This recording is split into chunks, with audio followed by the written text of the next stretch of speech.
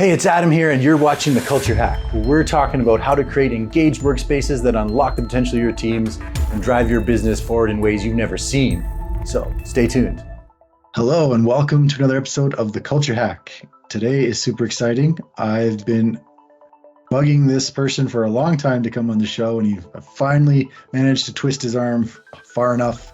So welcome. We have Alastair Handley. He is the founder of Radicle, and he's agreed to come on and chat with us today. Thank you, Alastair. Oh, well, the pleasure it's all mine, I hope. Maybe it's all yours. We'll find out. But yeah, you did do some twisting, but I'm happy to be here. So thanks for the opportunity. Okay, amazing. First and foremost, let's talk about Radicle. Tell us about Radicle. Yeah, Radicle is a organization that I started back in 2008 and really focused on helping companies navigate the transition to net zero while focusing on balancing the needs of people, planet, and profit. And we got our start here in Alberta, which is one of the first jurisdictions, or it was the first jurisdiction in North America to create a business environment where we could tackle greenhouse gas emissions and generate revenue streams out of it. And since that start back in 2008, we've expanded into the States and Brazil and Australia. And today you can find out more about us at radicalbalance.com. But you got to spell radical the right way, and I'll let you figure out what that is. Amazing. I love a challenge. Well, that's super exciting. And you guys, when I talked to you first time, you had such a strong sense of purpose, this idea of helping get to net zero and, help the planet and make the world a better place, essentially. That was your purpose, and it came through very strongly. Yeah, and it still is. I mean, this transition's occurring, and it's going to impact businesses of all shapes and sizes, and it's going to create winners and it's going to create losers. But we want to just help companies get through that transition and where they're able to focus on the three critical things in business, which is revenues, costs, and risk mitigation, but apply the lens of this transition to net zero so we can look for opportunities to generate revenues, lower costs, and again, mitigate risks. And those risks could be really any business risk. And that's what we're still doing to this day, and that's what we're going to continue to keep doing. That's the ultimate goal, is to get through this transition. Amazing. And you and I talked a lot about culture and engagement and the importance of that with your team. But first, I want to hear from you. What does engagement mean to you when you're talking about your team? Well, I'm going to answer that by posing it a little differently and say, well, what does culture mean, right? And culture, corporate culture, the way I view that is really, it's the values and the communication pathways and the behaviors within an organization that can help it grow. And a vibrant culture, corporate culture, people start to work as a team, much more as a team. They know how to communicate with one another. They know how to communicate if their people are challenged or emotionally triggered. And the eyes are on the prize, and people are working within.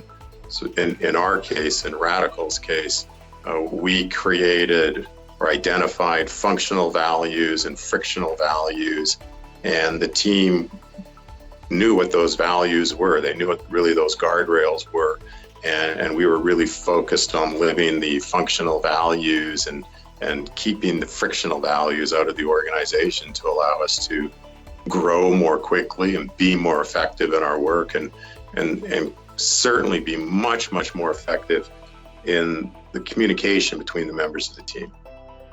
Amazing. I love that. I love the idea of sort of the functional and the frictional, because it's not always easy. I always like the notion of, your values and living. When times are great, it's easy. It's when times are tough that these values really become important. Do you have, are there any obstacles along the way or stories that you'd care to share about how you had to reinforce these? Sure. So I think what's really important for your listeners to understand is none of this is particularly easy. And there are no overnight fixes or overnight successes. Putting a culture in place in an organization takes a significant amount of work and a significant amount of dedication to get it done. And when we implemented the program, and we started the program really in earnest back in 2019, it wasn't the management team or the senior leadership team that defined what our functional and frictional values were. It went down to sort of the level below the C-suite, to the people who were the future leaders of the organization. And we got them engaged very early in helping define what those functional and frictional values were. And then once we had those functional and frictional values defined, it then became an issue of how are we going to work understanding what those are. And then that led to how do we hire? So we're hiring people whose own values match our functional values. How are they aligned? And that in and of itself is a challenge. And how do you go about doing that? And then by hiring people that sort of natively or notionally wanted to live those functional values, it helped us work. But we had existing employees to whom a lot of this sounded like mumbo jumbo. And a few people they came kicking and screaming into the space and into this world of our culture. And one of two things happened. They either self-selected themselves out of the organization, which was never a bad thing, because those people who self-selected out were never really participants in the culture and wouldn't have been a good long-term fit. And other people who were kicking and screaming actually came to see the value in this. And they recognized how our program, what we were implementing, was actually benefiting them and the people they worked with. So, there were stories around, again, getting people engaged, getting people who really didn't believe in this to actually understand it, and then making this a part of our daily work environment. And what happened there is members of our senior leadership team came up with the idea of having value moments at the beginning of their meetings. And at the beginning of those meetings, they would open up the floor for people to talk about a values moment. And it could have been a moment where somebody wasn't living the values, and then people said, well, you're not living the values, and a little bit more complicated than that perhaps, or a little more nuanced, but it would bring people back around. And so these value moments could be pointing out things that worked really, really well. You could be pointing out things where someone really struggled with something and was then successful. And it wasn't necessarily somebody telling about somebody else, but people telling their own stories and about why the value and the values worked for them and why the culture was working for them. I love it. So keep the conversation going and bringing it to the forefront all the time, right? Constantly reinforcing. Very, very cool. What do you see for the future, both for Radicle and some of the other companies you come in contact with? Hybrid workforces are becoming more common, tools like AI. What do you see there for the future of challenges that companies will have to work through in order to keep that engagement high? Well, it's a good question. I can't really comment on what AI is going to do. Hybrid workforces are a bit more challenging, I think, for good, and there's good things and bad things about them. It's always a compromise. But I think the most important thing, the most important thing for every company and for every employee in every company, is to work on emotional intelligence, because it's emotional intelligence that I believe it's emotional intelligence and the learning of emotional intelligence, which can be learned, it can be taught, is of critical importance, because emotional intelligence, when we have it, allows us to think past our gut reaction to something.